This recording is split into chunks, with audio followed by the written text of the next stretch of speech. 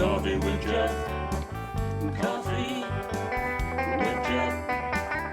Coffee with Jeff. Well, hello, how are you? My name is Jeff. I'm so glad you could be with me today.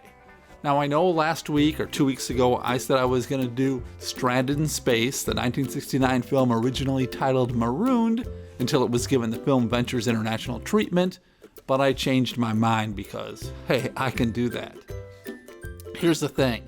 I really believe that if I did that film, it would result in copyright infringement issues that I don't want to get into.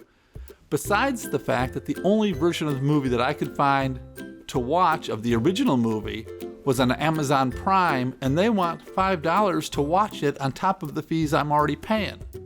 I don't get that. I pay for Amazon Prime, but every time there's a movie I want to watch on there, they want me to pay extra money to watch it. So I'm not giving Amazon Prime or Amazon any more of my money. I could go on a whole rant.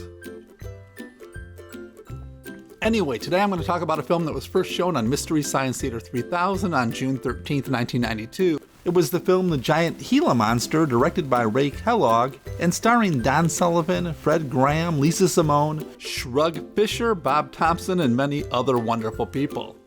This was the episode in which Joel turns Crow and Tom into the thing with two heads. And later, Tom admires his own backside. Frank tells the crew that Dr. Forrester has died, but of course he is not. The SOL crew invents an old radio that only picks up broadcasts from old movies and TV shows, and the Mads invent punching bags that have images of characters from Renaissance festivals. At first break, Joel does an ad which shows how to turn a spare closet into a teen pavilion barbershop, but then the bots ruin the whole skit. Next, they do a skit about funny drunks, like were popular in the 60s, but eventually it turns dark as reality sets in. On last break, Tom has a show called Servo on Cinema, but the other two keep interrupting. And they show how all the characters in the film are constantly using the leg up position. And we end with the rock band Gila rehearsing, but then Crow asks, aren't we just doing the same stuff we did when we were Spy Door? And we get a letter from a young girl who thinks Crow's name is Art. And this will be a running joke throughout the series, especially when it comes to Pearl Forrester. Only hell could breed such an enormous beast. Only God could destroy it. Whether this beast was created in hell or not, I really can't say, but only God can destroy it? How about 4 quarts of nitroglycerin in a hot rod? But we'll get to that a bit later. More importantly is this claim by the poster. Rock and roll hits. My baby she rocks. I ain't made that way, and the Gila Monster crawl. Hits, huh? Well, I think me and the producers have a different definition of the word hit, but anyway. Now, this film started with a guy named Gordon McLendon. Gordon was an American radio broadcaster, nicknamed the Maverick of Radio, who lived from 1921 to 1986. In the late 1950s, he owned a chain of about 400 theaters, including many drive-ins in Texas. He decided to make a couple of his own films to show at his drive-ins. The first was The Killer Shrews, and the second was The Giant Gila Monster. Now, the mom in the film is played by his wife, Gabe McLendon, and the teenage girl, Jenny, well, that's played by the couple's daughter, Jan. And Gordon's also the narrator of the film at the beginning. Now, the amazing part about both these films, both Killer Shrews and Giant Gila Monster, is they were made just for the Texas drive-in B-movie circuit. That's all they were made for, cheaply and quickly, and somehow they've become B-movie classics. I know I enjoy both these films. In fact, Giant Gila Monster was really a part of my childhood. I remember watching it on Channel 9 TV, and I still enjoy these films completely, except Killer Shrews. I do feel sorry for the dogs they had to dress up as shrews. Anyway, the movie was directed by Ray Kellogg. He was born Edgar Ray Kellogg and lived from 1905 to 1976. Apparently, he is not the actor named Ray Kellogg. They are two different people. This was one of the 3 films he produced. The other one, of course, was Killer Shrews, and there was something called My Dog Buddy, which I've never seen before. Oh, and he was the co-director on The Green Berets in 1968.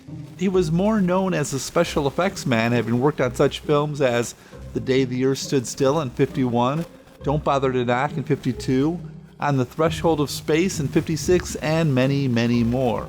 Now, one of the producers of the film was Ken Curtis. His real name was Curtis Wayne Gates, and he lived from 1916 to 1991. He had a long acting career that included 306 episodes of Gunsmoke as Festus.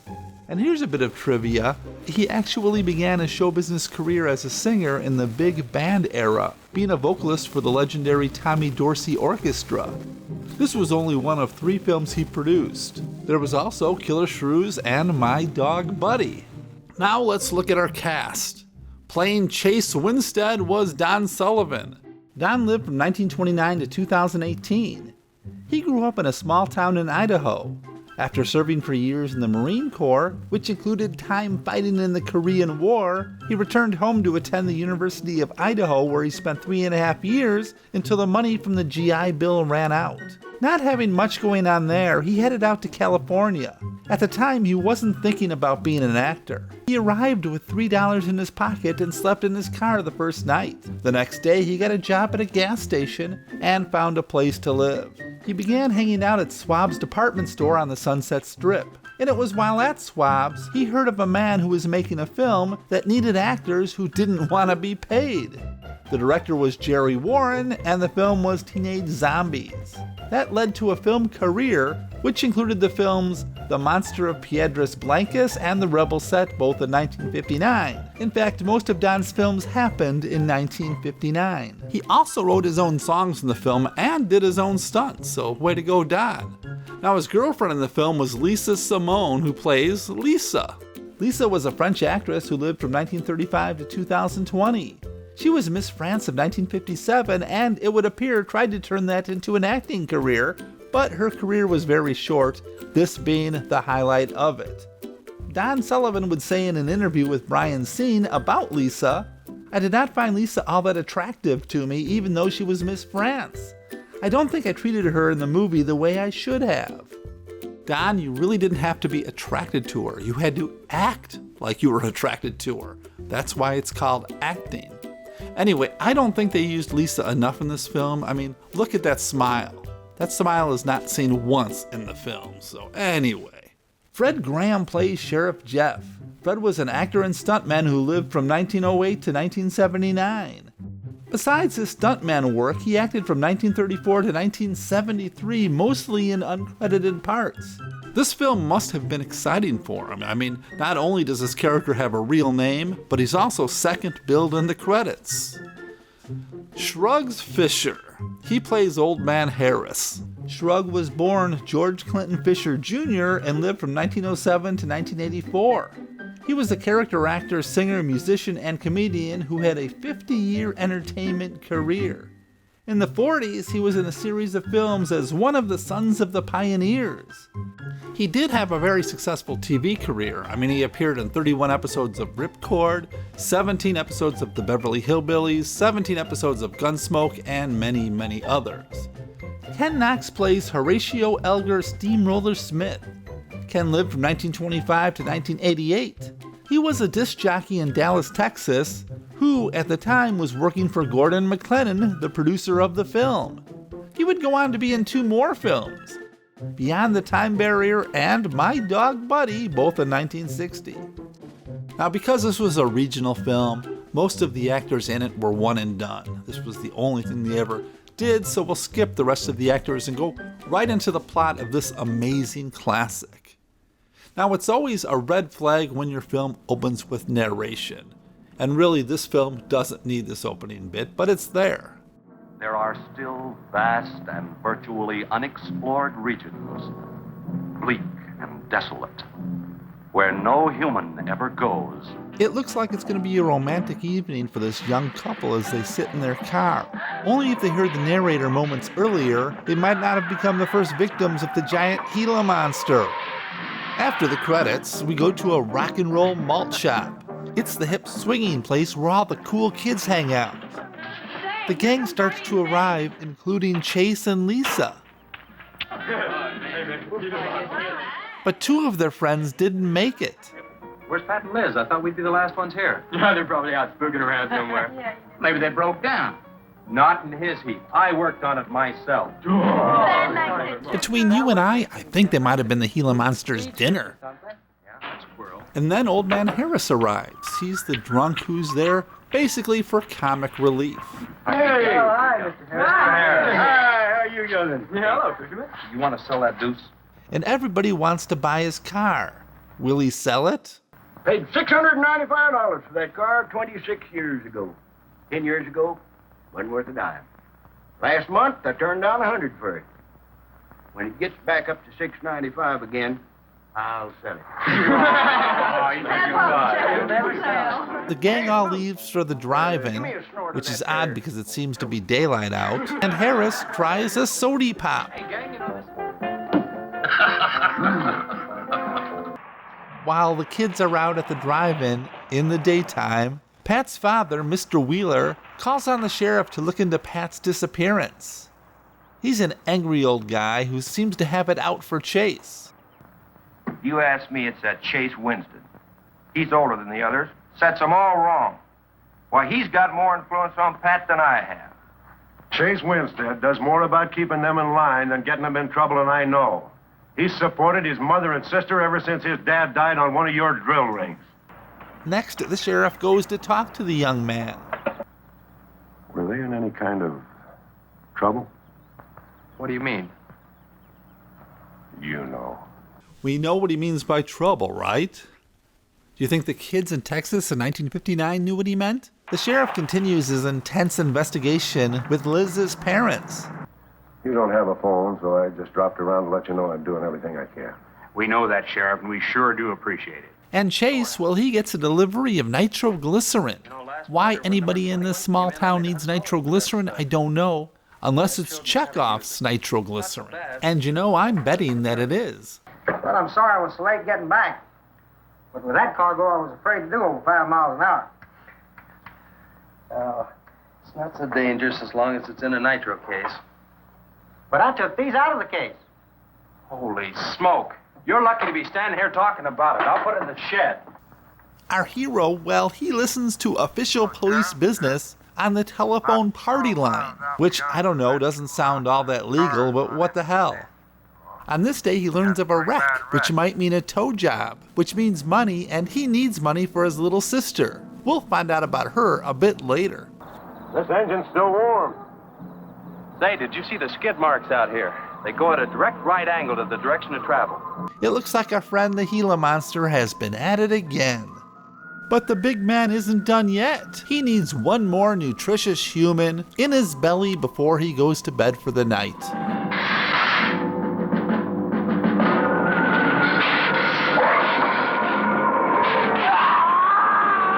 And folks, that's why you don't hitchhike. You may be attacked by an overgrown venomous lizard. You never know.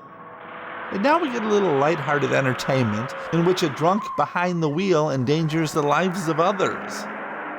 He crashes his car after he sees the monster, and Chase helps him out. You all right? All right.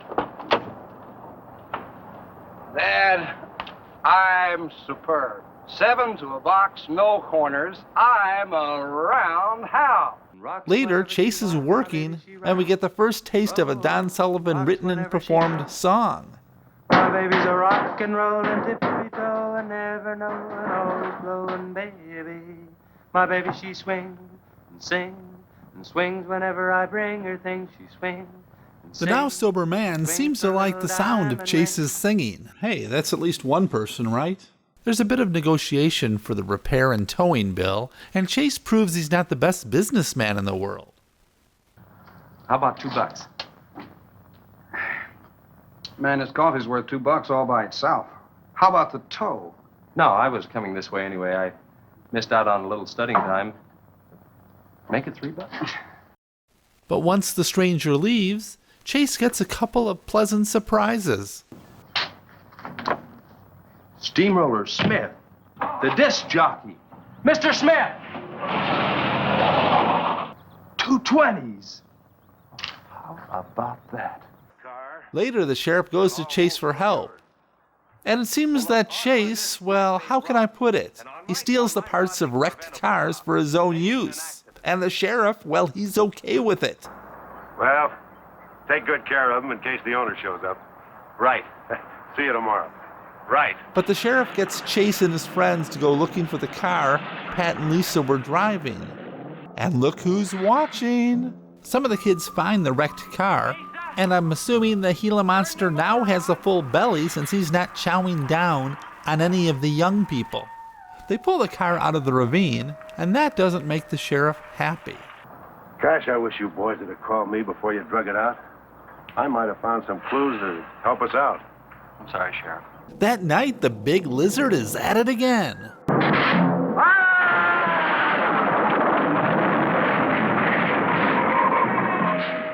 Hey, that wasn't the lizard's fault. He was nowhere near that tanker. Now we're about halfway through the flick, and we meet a couple of new characters. Chase's mom and his kid sister, Missy. Missy seems to have some sort of a problem with her legs, and now she's learning how to walk all over again. And Lisa bought her braces to help. And we get another Don Sullivan song. There was a mushroom, sad little mushroom. There was a meadow, ready to cry. There was a... Now seriously, look at the faces of these three. They all look as if they're thinking, God, when is this gonna be over? And just keep smiling, just keep smiling. The joyfulness is interrupted by a phone call from the sheriff. He needs Chase's help dealing with the tanker truck that just blew up. At the garage? All right, I'm leaving now. What is it, Chase? It's a wreck, an oil truck. It could be Mr. Compton. Honey, I'm awfully sorry, but I've got to leave. So what's the deal with sheriff calling a mechanic for help on a case? Shouldn't Chase be getting, I don't know, deputy pay or something? So Chase, the sheriff, and Harris, the drunk, all go to the wreck. This all takes a lot of screen time, and it really doesn't advance the plot whatsoever. I mean, we don't know the man who was driving the tanker, and we know that it's a Gila Monster doing the killing. We'll just sit back and wait for the characters to catch up with the audience. Say, little man, you sure had a busy day. Getting that paint job and Steamroller Smith. Now, how'd you guys find out about Steamroller Smith? Now, apparently, Chase took his singing talents to Steamroller Smith, though I guess we didn't need to see that. Then we cut to some more drunk driving humor.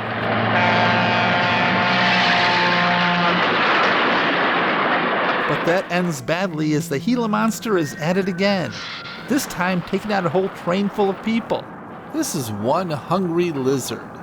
You know, the regular-sized Gila Monster is sluggish in nature and is not generally dangerous, and very rarely poses a real threat to humans. But here's the thing, although they eat small mammals, they only need 3 or 4 extensive meals to give them enough energy for a whole season. Of course, this one is huge, so I can accept it eating people, but how many meals does it need? Are you not yet full, lizard? And you would think after the train incident that maybe they would call in some more professional help, maybe the army or something, but maybe that's just me. The sheriff, however, is beginning to figure things out, and hey, I'm just as surprised as you are. And the Gila Monster's size is controlled, like everything else, by a sort of a thyroid or pituitary gland. Sometimes a change in diet can throw the balance all out of whack. Either the cells break down too fast or build up too slow. And this upset makes either runts or giants out of them. But the sheriff thinks it's best to keep his Gila Monster theory a secret. Just keep it to yourself. It might cause panic. Okay, Sheriff, whatever you say. Now, to make a long story short, there's a rock and roll dance party in which Steamroller Smith is the entertainment. Meanwhile, Old Man Wheeler is really upset, and he's whining about everything. I can't blame you for what's happened to Pat, but Compton's death is on your hands. How did you come to that conclusion? I'll tell you how. His truck was found only 2 miles beyond Pat's car. And if you'd investigated that area thoroughly, as you're paid to do, Compton might not have died. Back at the dance, they play the game of Guess the Artist. By the way, the first person who identifies the singer on the record gets 2 free rides on my elephant in Bangkok, Siam. But you got to pay your own way over there and back. Okay, here it is now. See what you think of it. I'll never promise not to stray. 'Cause baby, made that way. Hey, Ray. And Lisa knows who sang the tune. I know it is. Who is it, Lisa? Come on, tell us. Chase did it. You did it, Chase. Why didn't you say something? You didn't tell us. Well, I didn't know there was anything I'd want to admit to. And Chase gets to sing his Laugh Children Laugh song once again. And the Lord said, laugh, children, laugh. The Lord said, laugh. Children laugh. The Lord said, laugh. Children laugh. The Lord said, laugh. I know being attacked by a giant lizard seems bad, but at least they don't have to listen to that song anymore. Just think, somebody was on the other side of that wall pushing the poor lizard through that hole.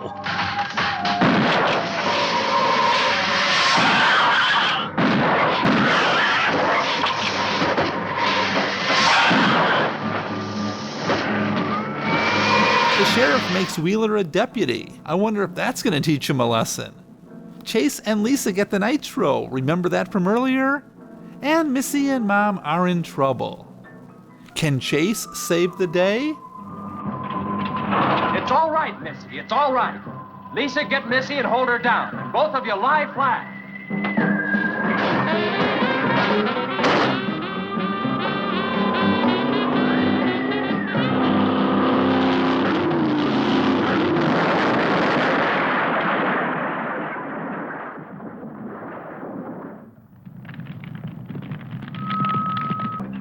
You rode across that rough field carrying nitro? Yes, sir. Do you know what could have happened to you? It did. I lost my car. Oh, don't worry about that. Railroad will be glad to buy you a new one. Chase, you may want to get that in writing.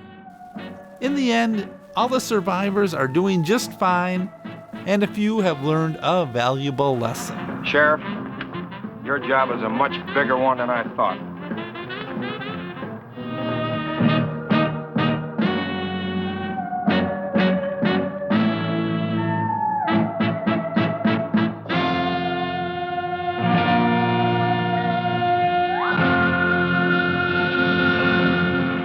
Now, how did it get that big, right? I mean, what are the odds of this being an isolated incident? Could there be a lot more giant lizards out there? It's strange that there's just one and that's it. And what's ever causing them to grow big? Is it affecting other animals? Are there giant snakes and rats and stuff? Maybe there's a huge shrew out there? Oh, wait a minute, that's a different Ray Kellogg movie. But I need an explanation of why this grew so big. And if it is the only one, it's got to be something like it ate radiation or something. Maybe they could do a sequel in which we find out that it was a product of secret government experiments, and now there's giant reptiles all over the country, and the president calls Chase for help. Anyway, like I said, I did enjoy this film. I appreciate these low-budget B films. They have a special place in my heart. But one wonders too if some of the original script may have been cut out. Like we have this scene. When I was serving dinner to Mr. Wheeler, he became very angry. He said if I saw you again, he would have me sent back to France. He can't do that. Oh, yes, he can. He's my sponsor. He put up the bond. That was to guarantee that you wouldn't become a ward of the state. See, I wonder if that was part of a whole subplot that was cut out because it's sort of pointless and I don't know why it's there.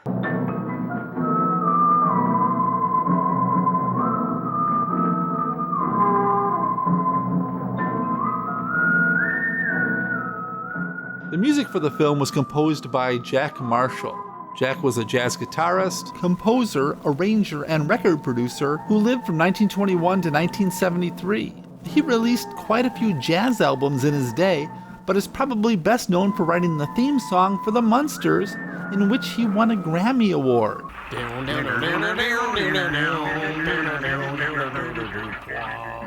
The Giant Gila Monster was early in his career, but he went on to do a lot of TV music, as well as the odd film Here or There. And today's obscure reference is this. Hey, here comes Sabrina and the Groovy Ghoulies. The Groovy Ghoulies was a Saturday morning cartoon in 1970. It brought together all the classic Universal monsters in sort of a new, hip way, and the show was so good it only lasted for 16 episodes, but it did feature the voice talents of Larry Storch and Howard Morris. Those two did almost all the voices on the cartoon, so it's got that going for it. Now, MST showed 73 minutes of this film, and it's on Wikipedia it says it's 75 minutes, so you're only missing 2 minutes, so I think you're good there. So why don't we watch the best 2 minutes of that Mystery Science Theater 3000 episode? It's TV's lovable string bean! You think they eloped? No, they can't elope. They're fruit. Get it? There. With that cargo, I was afraid to do over 5 miles an hour. Was English your first language? Well, it's just about time for him to put his knee. Yep, called it. How'd you call that? My baby, she Shut up! Shut up! Shut whenever she walks, my baby, she swings. Sing whatever and eat the teens a single and Should I go backwards? Go ahead. I thought you said go backwards. That's right. Go ahead. Yes. But should I go left? Right. Tell me. Should I go left? Right. That's what I'm asking. Right. So No left. Ladies and gentlemen, join us next week for another edition of Abbott and Costello Playhouse. Wow, the first cool thing in the movie. Hey. I just know I'm gonna take the blame for this, and I wasn't even close. Did